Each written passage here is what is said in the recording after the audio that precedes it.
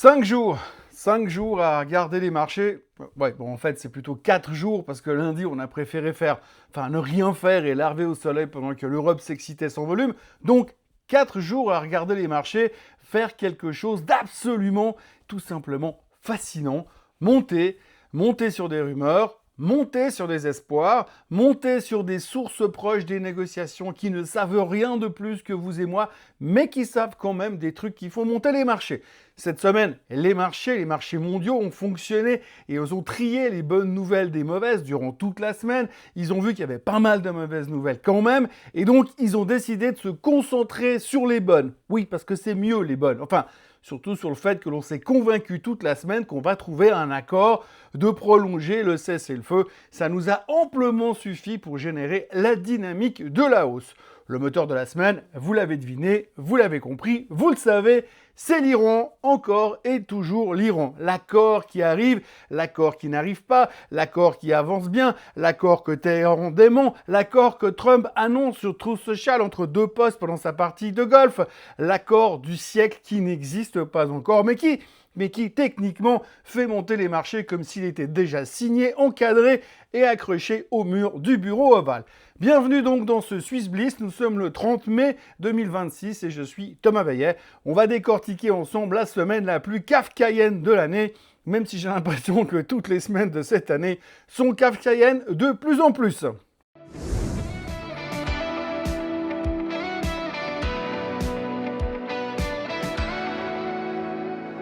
Cette émission vous est présentée par Swissquote.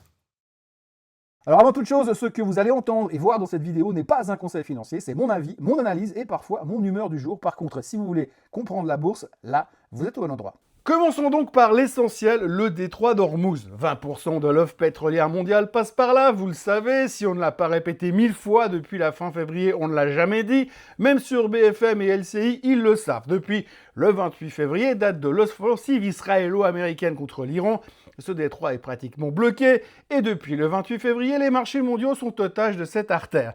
Et depuis le 28 février, le baril est en délire.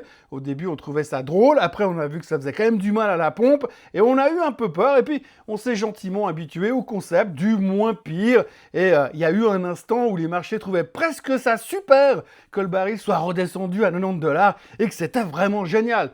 Faisons fi du fait qu'il y a encore 3 mois, il était à 58$ et qu'on pouvait encore trouver des stations-service où le litre de sans-plomb était en dessous des 2 balles. Et là, le WTI est à 87,39 ce matin et c'est presque un cadeau à ce prix-là. Un cadeau qui fait monter les marchés et qui n'a bien sûr aucun impact sur l'inflation. Il faut dire qu'on a gagné tellement de fric sur l'IA que le prix du baril n'a plus d'importance. Cette semaine, le Brent fait le yo-yo entre 88 et 100$. Lundi, espoir d'accord, pétrole chute de 5%, les bourses s'envolent en Europe parce que les requins étaient fermés. Mardi, les Américains frappent l'Iran pendant la nuit, pétrole remonte, bourse recule en Europe et ça baisse un tout petit poil aux USA. C'était d'ailleurs le seul jour où ça baissait et qu'on avait l'opportunité d'acheter sur faiblesse. Mercredi, semi-accord, semi-démenti, pétrole rebaisse, marché hésite, mais monte quand même, dans le doute. Et puis jeudi, nouvelle frappe, représailles iranienne, inflation PCE américaine à 3,8%, son plus haut depuis 3 ans, et les marchés finissent quand même en hausse. Vendredi, Trump annonce sa décision finale à venir, Téhéran dit que c'est faux, Brent en dessous des 92$, Wall Street bat des records. Nous sommes à la fin du mois de mai, c'est la 9e semaine de hausse consécutive et tout ça avec un pétrole qui est cher, une inflation qui continue de monter et une instabilité qui n'est masquée que par les discours rassurants de Donald Trump, qui sont d'ailleurs toujours les mêmes, il faut bien le dire. Je ne sais pas si vous voyez le schéma, c'est une espèce de machine à fabriquer de la volatilité narrative tous les matins.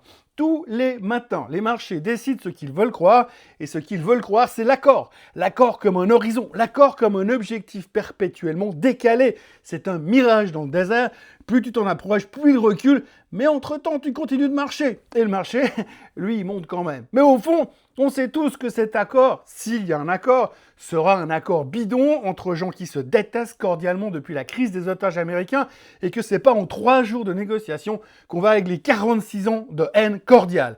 Donald Trump ou pas Donald Trump, hard du deal ou pas hard du deal, on s'en fout, le marché veut y croire, alors il monte. Parlons d'ailleurs de Donald Trump, pas du président, du gestionnaire de fonds, parce que ce type est devenu, et on peut le dire sans rire, le principal market maker de la planète, le principal faiseur de news de la planète. Comme disait je ne sais plus qui l'autre jour, Donald Trump n'est pas initié parce que Donald Trump est la nouvelle lui-même. On ne peut pas lui reprocher de jouer la nouvelle alors que c'est lui qui la crée. Chaque post sur Truth Social est devenu un event de marché. Chaque phrase ambiguë sur l'Iran fait boucher le pétrole de 3%. Chaque annonce de décision finale imminente envoie les futurs en hausse de 1%. Vendredi, Trump déclare qu'il s'apprête à prendre sa décision finale sur l'Iran. Le marché s'emballe. 2 heures plus tard, Téhéran publie un démenti officiel. Via l'agence Tasnim, le marché continue de monter quand même, parce que l'espoir subsiste, comme s'il n'y avait pas de lendemain. Et comme surtout si on était dans un scénario hollywoodien où ça finit toujours bien à la fin, où les gentils s'évadent avant que l'immeuble s'effondre, où le gentil flic coupe le fil rouge avant que la bombe n'explose. À la dernière seconde, bien sûr.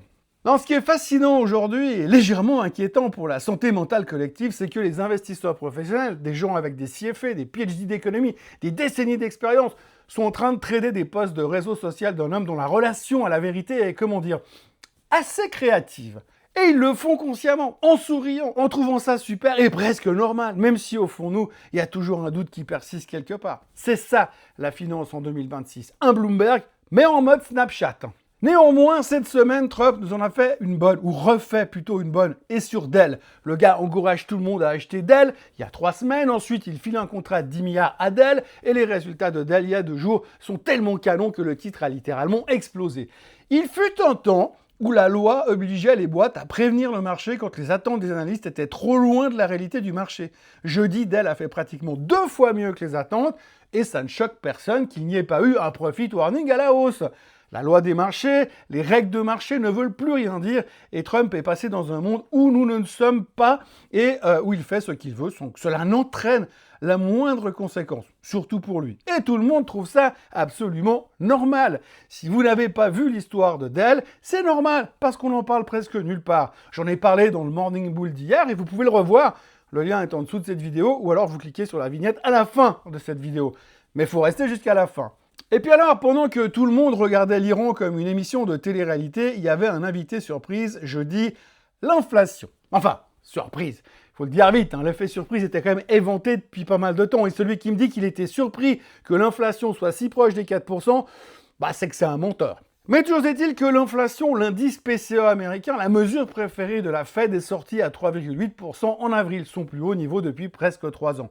Tiré par l'essence. Logique, quand le pétrole flambe parce que 20% de l'offre mondiale est bloquée, les prix à la pompe grimpent et les prix à la pompe se retrouvent dans l'indice et l'indice se retrouve dans les décisions de la Fed. Et la Fed ne peut pas baisser les taux dans ces conditions. Et si la Fed ne baisse pas ses taux, les valorisations boursières deviennent un petit peu plus intéressante à devoir défendre. En Europe, la situation n'est pas meilleure. Isabelle Schnabel, membre allemande de la BCE, celle qui dit les choses clairement et que personne n'a envie d'écouter, a déclaré cette semaine qu'elle voterait pour une hausse des taux dès le mois de juin. Et ceci même si un accord avec l'Iran était signé. Parce que la réalité macro, elle ne négocie pas avec Trump sur Truth Social. Le PIB américain au premier trimestre était révisé à la baisse, 1,6% annualisé contre 2% annoncé initialement. La France voit son PIB reculer de 0,1% au premier trimestre. L'inflation continue de monter en Europe. Et la BCE, qui pensait souffler un peu, se retrouve coincée entre soutenir la croissance et éteindre le feu inflationniste. C'est le scénario qu'on appelle la stagflation. Croissance qui ralentit, inflation qui remonte. Banque centrale coincée, c'est pas sexy à dire, mais c'est là et c'est bien présent. Et même si Trump continue d'agiter les bras et de souffler sur les braises pour raviver son écran de fumée, la stagflation est vraiment là. On pourra dire ce qu'on veut. Mais peu importe la macro, parce qu'il reste toujours l'IA. Cette semaine a vu quelque chose d'assez remarquable. L'indice Philadelphie des semi-conducteurs a atteint son plus haut niveau depuis sa création en 1993 et il est en passe de réaliser sa meilleure performance annuelle depuis 1999. Pour les gens qui ont connu 1999-2000, c'est le genre de phrase qui vous donne envie de vomir en général. Mike Rohn a rejoint le club des entreprises à plus de 1000 milliards de dollars de capitalisation boursière, SK Hynix aussi, Samsung l'avait déjà fait, Dell a publié des résultats qui ont fait bondir son action de plus de 30% en une séance. Leur chiffre d'affaires des serveurs IA a été multiplié par 8 sur une année, par 8. Arm Holding a bondi de plus de 10% sur une séance. C'est le momentum IA qui dépasse maintenant les seuls pure players semi-conducteurs pour toucher l'infrastructure, le matériel, les services On va le voir encore avec le JTEC tout à l'heure. La demande est réelle, les résultats sont réels, mais les valorisations intègrent déjà tout ça. Et une décennie de croissance derrière. Et quand les valorisations intègrent la croissance parfaite d'une décennie dans un monde où le détroit d'Ormuz est fermé et l'inflation repart, ça mérite au minimum qu'on se pose une question, ou deux. La différence entre 1999 et aujourd'hui, en 1999, les entreprises tech n'avaient pas de revenus. Aujourd'hui, elles en ont. C'est mieux. Mais les marchés ont quand même cette manie de systématiquement extrapoler les tendances jusqu'à l'absurde. Et là, on commence quand même à y arriver un tout petit peu dans l'absurde.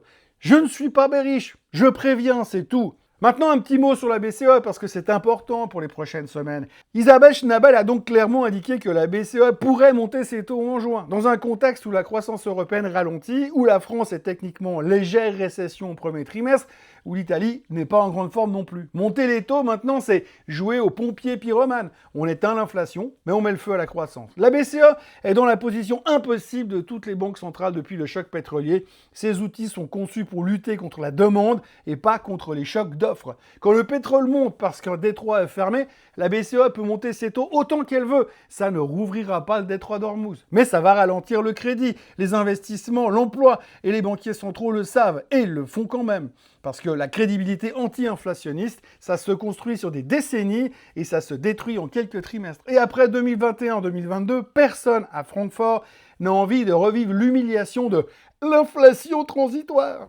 Et puis n'oublions pas une chose que tous les experts nous répètent encore et encore. Même si Trump trouve un accord, si Hormuz rouvre en mode full power lundi matin, la réalité du business pétrolier fait qu'il nous manque quand même 1 milliard de barils depuis le 28 février. Et chaque jour, c'est pire. C'est d'autant de barils qui ne vont pas dans vos voitures, dans vos smartphones, dans vos baskets, dans vos brosses à dents, dans votre dentifrice, dans votre shampoing, dans vos shorts pour aller courir, dans les pneus de vos voitures, même les voitures électriques, dans vos capsules Nespresso, dans les emballages de vos Mars, de vos sneakers, dans les couches du petit dernier, dans vos médicaments, dans vos rouges à lèvres, dans vos mascaras, vos lunettes de soleil, vos lunettes pour regarder cette vidéo, dans le PC que vous utilisez pour regarder cette vidéo, dans la peinture que vous mettez sur vos murs, dans les câbles de votre chargeur d'iPhone. Ça marche aussi pour les Samsung, vos cartes bancaires, vos meubles Ikea, vos chewing-gums, vos panneaux solaires et vos éoliennes. Et je peux encore continuer comme ça pendant des heures. Ce milliard de barils qui manquent ne vont pas réapparaître par magie. Et avant que le baril redescende à des niveaux où les gilets jaunes ne voudront plus descendre dans la rue, il va falloir des mois, peut-être même des dizaines de mois. Et tout ça en supposant qu'entre deux, le cessez-le-feu à 2 balles négocié entre Trump et les Iraniens ne parte pas encore une fois en vrille, ou plusieurs fois. Prenons maintenant un tout petit peu de recul parce que c'est là que le Swissbliss se distingue d'un bulletin de marché ordinaire. Ce qui s'est passé cette semaine, c'est la démonstration clinique d'un marché en mode déni sélectif organisé. Wall Street bat des records, le S&P 500 termine la semaine à 7581, le Nasdaq rapproche les 27 000, le Dow Jones franchit les 51 000, et pendant ce temps-là, l'inflation américaine est à son plus haut depuis 3 ans. La croissance ralentit, un conflit armé bloque 20% du pétrole mondial, et la BCE s'apprête à resserrer sa politique monétaire dans une économie qui tout saute. Comment est-ce que ça c'est possible? Comment des marchés rationnels, peuplés de gens intelligents avec des modèles sophistiqués, peuvent-ils valoriser les actifs à ce niveau dans cet environnement? La réponse, c'est la même depuis toujours. Les marchés ne sont pas rationnels, ils sont narratifs. Ils ne valorisent pas la réalité, ils valorisent la réalité qu'ils veulent voir plus tard. Et le narratif dominant cette semaine, c'est l'accord en Iran est imminent, le pétrole va baisser, l'inflation va refluer, les banques centrales vont assouplir, et l'IA, bien sûr, va sauver la croissance mondiale. C'est un magnifique narratif, c'est un narratif cohérent, c'est même un narratif partiellement plausible. Mais c'est un narratif qui nécessite que tout se passe parfaitement bien, et tout ça simultanément, au même moment, en même temps, à l'instant précis.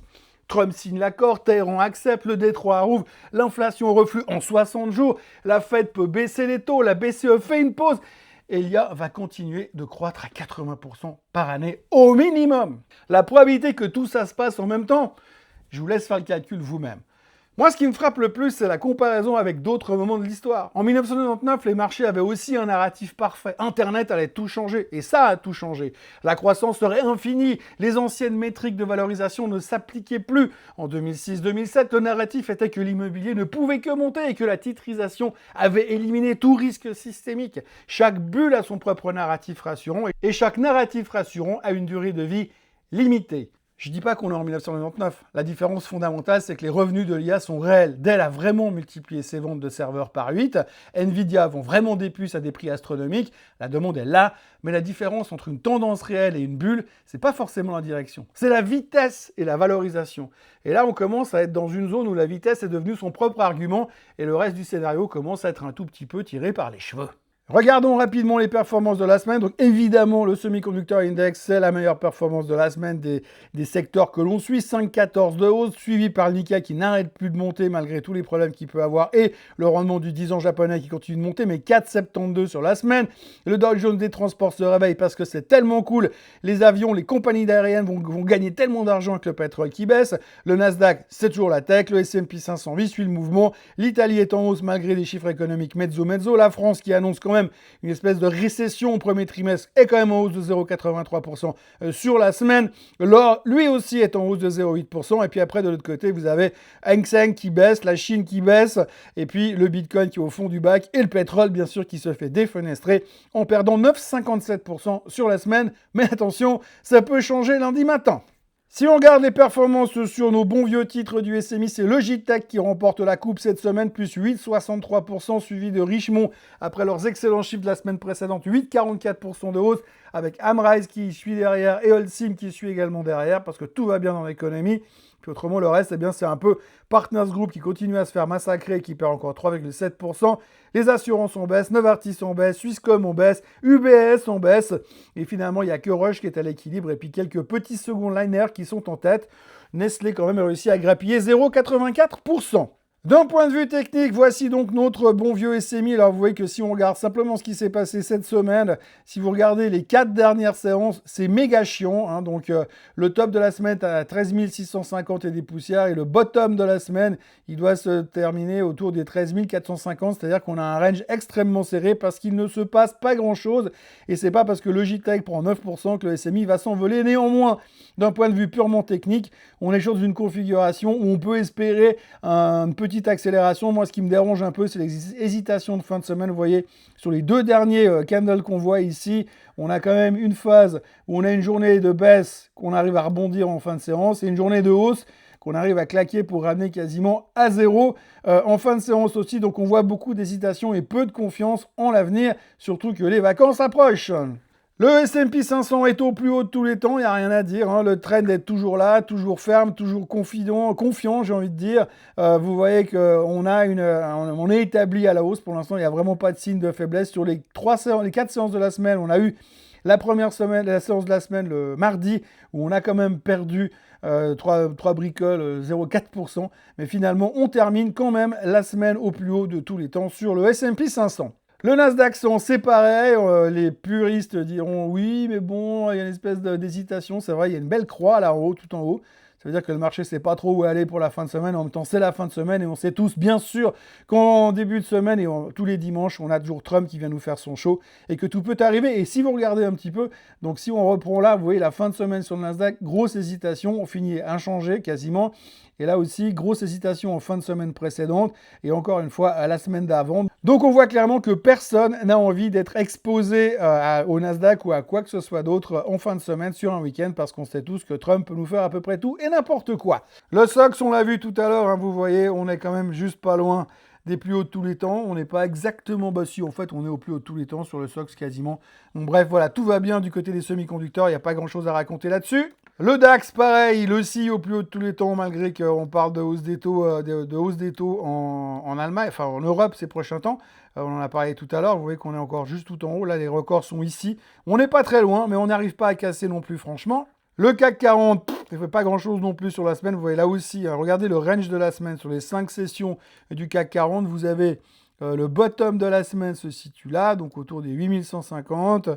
Et puis, le top de la semaine se situe là, autour des 8298. Vous voyez, 8150, 8298. 150 points de range sur le CAC pour l'indice qui vaut 8280.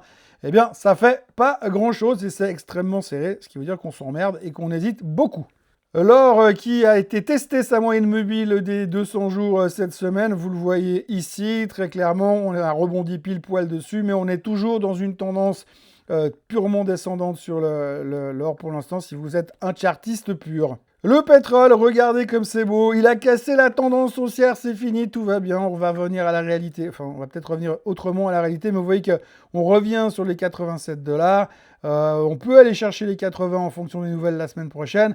On a une tendance de fond qui est quand même bien établie, qu'on voit ici, qui est une tendance haussière. On peut aller chercher les bas à 76,52 si un accord est signé. Et ensuite, on verra si le pétrole est fait pour redescendre ou va se stabiliser plus haut. Il y avait pas mal de gens qui disaient quand même cette semaine, des experts en pétrole, bien compétents et tout, qui disent que même si un accord est trouvé, je vous l'ai déjà dit et répété, le pétrole peut largement rebondir encore cet été, ces prochains temps. Donc attention, c'est pas encore gagné sur le baril. On attaque maintenant le chapitre des vedettes de la semaine. On en a 3. Logitech d'abord, 8,2% de hausse vendredi, sans vraiment des raisons officielles, sans annonce, sans rien. Ce qui s'est passé, c'est que le marché a regardé le dossier et s'est dit « Ah, tiens, une boîte qui fait des souris et des claviers pour les data centers et pour l'IA et qui se paye pas grand-chose par rapport aux semi-conducteurs. » Et voilà, la thèse de l'intelligence artificielle s'est étendue comme une tache d'huile sur un parquet ciré jusqu'à atteindre le fabricant de périphériques helvétiques. Parce que dans un marché en mode tout ce qui touche à l'IA de près ou de loin mérite une prime de 30%, Logitech coche la case équipement bureau des ingénieurs qui font tourner des LLMs. C'est léger comme thèse, je sais, mais c'est un grand classique et c'est largement suffisant pour faire exploser un titre un vendredi soir pour boucler la semaine. Et pour boucler le mois aussi, quand tout le monde est optimiste et que les shorts se couvrent, la réalité c'est que c'est probablement un mix de short squeeze, de momentum et de gestionnaires qui cherchent un proxy IA pas trop cher en fin de trimestre. C'est sophistiqué comme réflexion, hein? D'accord? Bon, c'est quand même efficace pour faire 8% en une séance, visiblement. L'autre vedette, la deuxième vedette, c'est Sandoz. Sandoz qui attaque la Chine à coups de plaintes anti-dumping ou comment découvrir en 2026 que mettre 90% de sa production d'antibiotiques dans un seul pays, c'était peut-être pas l'idée du siècle. Sandoz a donc déposé une plainte auprès de la Commission européenne pour dénoncer le dumping chinois sur la pénicilline. Et là, franchement, on applaudit l'audace, hein. Pas de Sandoz, ça c'est courageux et nécessaire. Non, on applaudit l'Europe qui découvre en 2026 que confier 90% de sa production de principes actifs d'antibiotiques à un pays avec lequel elle est en guerre commerciale larvée depuis 10 ans, c'était peut-être une vulnérabilité stratégique cruciale, comme a dit pudiquement le CEO de Sandoz. Pudiquement parce que catastrophe industrielle auto-infligée sur fond de naïveté géopolitique confondante, c'était sans doute un peu trop long pour le communiqué de presse.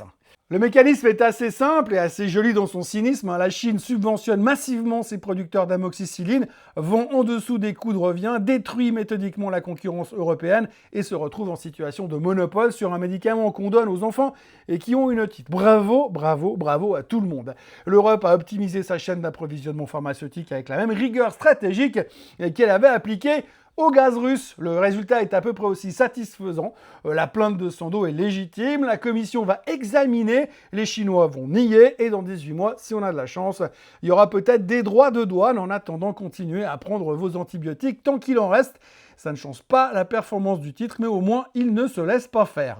Et puis, une fois n'est pas coutume, on va parler de LEM. Alors, pour ceux qui ne connaissent pas, LEM fabrique des capteurs qui mesurent le courant et la tension dans les systèmes électriques, véhicules électriques, énergie renouvelable et industrielle. C'est une société suisse qui est basée à Plan-les-Ouates, là où je suis né, côté à Zurich, environ 1500 employés. Discret, rentable, ennuyeux au possible, le genre de boîte dont on n'entend jamais parler jusqu'au jour où quelqu'un prononce le mot rachat. Et là, subitement, tout le monde est devenu un expert en capteurs électriques. Oui, le titre a explosé de 24,9%, puis 9,4% encore mercredi, en 2 jours, sans accord, sans fusion annoncée, juste des déclarations concernant un éventuel rachat de la société. Un éventuel rachat. Pas un rachat, pas une offre, un éventuel rachat. Une rumeur habillée en communiqué de presse et le titre prend 35% en 48 heures et presque 50% sur la semaine. Parce que c'est ça, le marché moderne. On n'a plus besoin de faits, on a besoin de possibilités, de perspectives, de déclarations sur des options stratégiques explorées. Ce qui est beau et légèrement déprimant si on réfléchit trop longtemps, c'est que LEM avait publié des résultats corrects, un rebond de rentabilité et que ça n'avait intéressé pratiquement personne. Mais dès qu'un banquier d'affaires a murmuré le mot « rachat » dans un couloir, bam, 35% de hausse, l'entreprise fabrique la même chose le lundi et le mercredi, seul le narratif a changé. On peut maintenant passer au en vrac de la semaine. MindMaze a levé 8 millions de francs dans le cadre d'un accord avec Neuro.io. Les deux entreprises sont en train d'évaluer un partenariat ou peut-être une fusion. L'UBS pense que Comet peut aller à 405 francs, c'est le nouveau target. Le fabricant autrichien de motos Barra Mobility a été victime de rumeurs qui concernent les émissions de gaz des motos KTM. Et oui, les motos émettent des gaz d'échappement, c'est hallucinant. Et après son bilan sur 4 mois, Galenica fait état d'une hausse des recettes. Le distributeur de médicaments a confirmé ses objectifs pour l'année en cours. Basilea a décroché un financement supplémentaire de 13,3 millions de dollars de la part de l'autorité américaine de recherche et de développement biomédical, la BARDA, pour le développement de l'antibiotique oral. Alors, attendez parce que celui-là, il n'est pas simple, hein. C'est le Ceftibuten Ledaborbactam, du premier coup, qui est destiné au traitement des infections urinaires compliquées. Et pour terminer, il y a le chimiste Doticon ES qui s'est effondré de plus de 20% après des chiffres qui n'étaient pas terribles et nettement inférieurs aux attentes du marché. Voilà ce qu'on pouvait dire cette semaine. C'est sympa, non ? Alors, la semaine prochaine, qu'est-ce qui nous attend ? Laissez-moi deviner. L'accord avec l'Iran va avancer significativement. Des sources proches des négociations vont annoncer qu'on est à 48 heures d'un accord historique. Trump va faire un post sur Truth Social que personne ne comprendra vraiment. Téhéran va publier un démenti. Le pétrole va baisser de 4%, puis va remonter de 3%. Les marchés vont monter quand même. On aura les PMI en Europe et le rapport sur l'emploi américain vendredi. Le marché va normalement observer ça. Et si l'emploi est fort, il dira que c'est l'économie qui tient. Si l'emploi est faible, il dira que la Fed va devoir baisser les taux. Dans les deux cas, les marchés vont monter. Et puis, mi-juin, la BCE va monter ses taux. Et là, on verra si le marché peut continuer à ignorer la macro avec autant de sérénité qu'il le fait depuis 2 semaines. Oui, parce que le marché peut ignorer la réalité longtemps, très longtemps, plus longtemps que tu restes solvable, comme disait Keynes. Mais pas éternellement non plus. Et la réalité, elle a cette fâcheuse tendance à se rappeler à nous au moment qu'elle choisit et pas au moment qu'on préférerait. Voilà, si cette vidéo vous a plu, n'oubliez pas de vous abonner, de liker, de la commenter, de la partager. Et nous, on se retrouve bien sûr lundi matin pour un nouveau Morning Bull Live. Merci d'avoir été avec moi. Bon week-end à tous. Allez, bye bye. Ce contenu est informatif et éducatif destiné aux personnes connaissant les marchés financiers. Il ne constitue pas un conseil en investissement, juridique ou fiscal. Le trading et l'investissement comportent des risques, notamment la perte de capital. Les CFD et actifs numériques sont volatiles et ne conviennent pas à tous. Swissquote décline toute responsabilité quant à l'exactitude du contenu ou aux pertes liées à son usage. Produits et services disponibles selon la législation en vigueur.